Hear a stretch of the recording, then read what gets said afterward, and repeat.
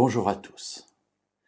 Pendant quasiment 2 millénaires, le christianisme a considéré le judaïsme comme étant rejeté par Dieu.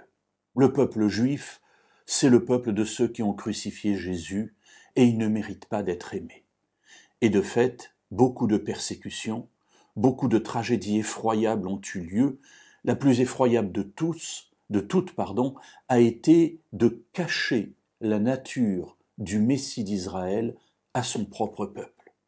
Ainsi, l'image de Dieu, l'image de Jésus en tant que Messie a été complètement déformée aux yeux d'Israël, à tel point que jusqu'à notre époque, jusqu'à maintenant, la grande majorité du peuple d'Israël ne reconnaît pas en Jésus son Messie.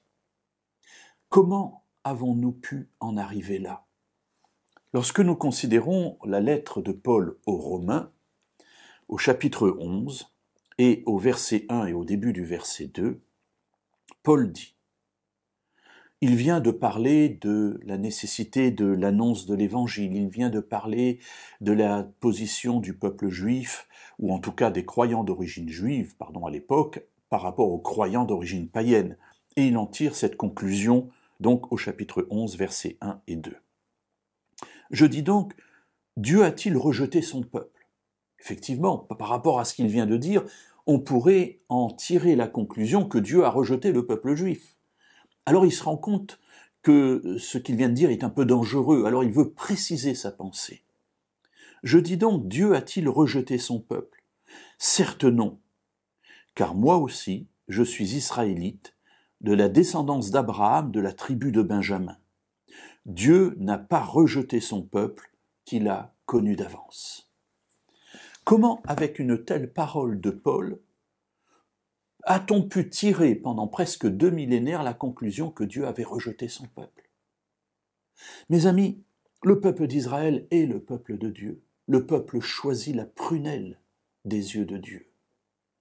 Et je souffre, et nous avons une dette immense vis-à-vis d'eux.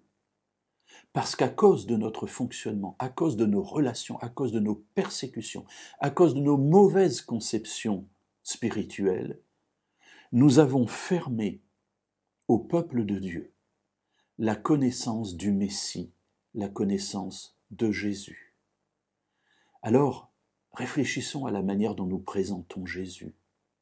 Réfléchissons à la manière dont nous vivons en tant que disciples de Jésus, afin que par notre attitude, nous ne fermions pas cette connaissance de l'amour de Dieu manifesté en lui à nos frères juifs, qui sont les premiers bénéficiaires de cet amour de Dieu.